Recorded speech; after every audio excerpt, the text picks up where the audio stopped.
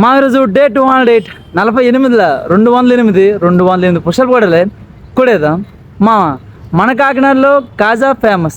మరి మీ జిల్లాలో ఫేమస్ ఏంటి మామ? కామెంట్ చేయండి మామ.